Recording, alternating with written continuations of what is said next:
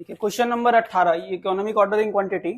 Question में given है from the information given below determine the EOQ. क्या निकालना है? ईओक्यू निकालना है। तो सबसे पहले हम लोग क्या करेंगे, पूरा ये फॉर्मूला यहां तक लिख लेंगे, यहां तक, इसका रिक्वायरमेंट नहीं है। अब ये लिखने के बाद क्वेश्चन में फाइंड आउट करना है तुमको क्या, ए ओ और सी, यही तीन चीज तो निकालना है। ठीक है, तो पहले लिखेंगे इकोनॉमिक ऑर्डरिंग क्वांटिटी ब्रैकेट में EOQ equals to root over 2AO by C. ठीक है, ये लिखने के बाद नीचे लिखेंगे वेयर, जहां पर ए का मतलब क्या हुआ, एनुअल यूसेज, साल भर का रिक्वायरमेंट कितना है। क्वेश्चन को पढ़ते हैं, देखो एनुअल यूसेज लिखा हुआ है कितना, 8000 यूनिट्स गिवन है ना, तो डायरेक्टली हम यहां पे कितना लिख देंगे, 8000। क्लियर है पूरा, क्वेश्चन में क्लियरली मेंशन है 8000, तो हम डायरेक्टली कितना लिख दिया 8000। उसके बाद परचेज प्राइस, मतलब एक पीस का प्राइस कितना है 10, इसका डायरेक्टली कोई काम नहीं है अभी। परचेज प्राइस 10 पर यूनिट, मतलब एक पीस को खरीदोगे तो 10 रुपया लगेगा, डायरेक्टली कोई काम नहीं है। ऑर्डरिंग कॉस्ट लिखा हुआ है कितना, 80 पर ऑर्डर, तो ऑर्डरिंग कॉस्ट के बदले कितना लिख देंगे, ₹80। क्लियर है। लास्ट में क्या बचा, कैरिंग कॉस्ट। देखो नीचे लिखा हुआ है carrying cost 20% per annum per unit cost. 20% तो लिखा है, बट किसका निकालेंगे, एक पीस के प्राइस का। एक पीस का प्राइस है 10, तो 10 का कितना निकालेंगे हम लोग, 20%। तो यहाँ क्या लिखेंगे, यहाँ पे लिखेंगे 10 इंटू 20%, का मतलब क्या होता है 20/100। ठीक है, इसको कैलकुलेट करेंगे तो ये आएगा ₹2। बस हो गया, सिंपल सा है। उसके बाद क्या लिखेंगे, therefore EOQ equals to ₹2 per unit. ठीक है, उसके बाद हम लोग क्या लिखेंगे, therefore EOQ equals to root over के बाद ये वाला साइन देना है।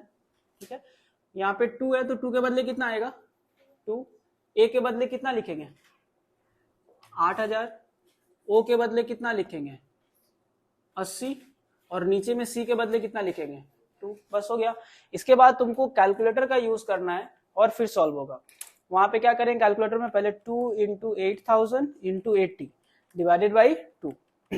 अंदर का पूरा सॉल्व करने के बाद लास्ट में कैलकुलेटर में रूट का साइन मिलेगा, उसको क्लिक करना है, तो ये आया कितना 800, कितना आ गया इक्वल्स टू 800 यूनिट्स। तो क्वेश्चन क्या कह रहा है कि हमको एक बार में कितना पीस खरीदना चाहिए 800, ताकि मेरा टोटल कॉस्ट क्या हो, कम से कम यानी कि मिनिमम हो। क्लियर है। इसके बाद ये एडिशनल नहीं बोला हुआ है, बट फिर भी हम बता रहे हैं। ठीक है, क्या निकालना है यहाँ पे, number of order. Number of order निकालने का फॉर्मूला क्या है, एनुअल यूसेज बाई ईओक्यू, है ना। एनुअल यूसेज कितना है, देखो ए दिख रहा है ना, एनुअल यूसेज कितना है 8000 है। चलो ठीक है, तो एनुअल यूसेज के बदले लिख देंगे 8000, और ईओक्यू कितना आया हम लोग का 800 आया, बस डिवाइड कर दो, कितना आएगा इक्वल्स टू 10 ऑर्डर। सिंपल सा है, कितनी बार ऑर्डर देंगे तो खरीदेंगे, पूरा 10 बार कर देंगे। अब बताओ कि साल भर में तुम 12 ऑर्डर दे रहे हो, एक ऑर्डर देने के कितने महीने बाद दूसरा दोगे,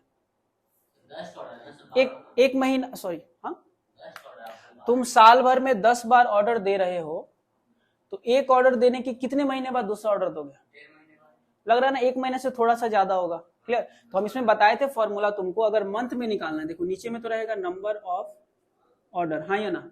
अगर मंथ में निकालना है तो ऊपर में कितना होगा 12, और दिन में निकालेंगे तो कितना 365। यहाँ पे हम ट्राई कर रहे हैं मंथ में निकालने का। ठीक है, तो मंथ में निकालेंगे तो क्या करेंगे 12 बटा नंबर ऑफ ऑर्डर। क्लियर हुआ, क्या बोले, इक्वल्स टू, तो 12 बटा नंबर ऑफ ऑर्डर, देखो 12 के बदले तो 12 आ गया, और नंबर ऑफ ऑर्डर कितना है यहाँ पे 10 से भाग दे दो, इक्वल्स टू 1.2 मंथ। मतलब एक ऑर्डर देने के 1.2 मंथ के बाद हम दूसरा ऑर्डर देते हैं, खत्म।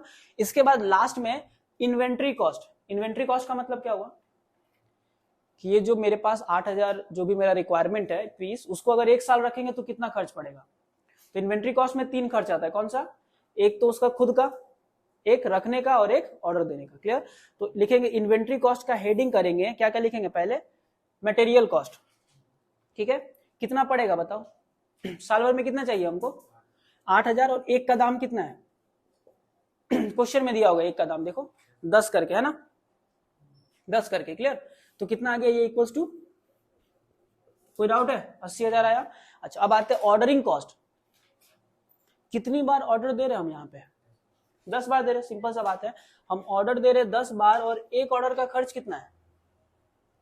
एक ऑर्डर का खर्च ढूंढो कितना है? 80 करके, तो 10 इंटू 80 कितना हो गया? 800। क्लियर है? लास्ट में आता है कैरिंग कॉस्ट, मतलब रखने का खर्च। कितना रखोगे? फॉर्मूला क्या होता है? EOQ by 2। ठीक है, फॉर्मूला दिए उसमें से लिख लोगे। EOQ बाई 2 माने एक बार में कितना खरीद रहे हैं हम?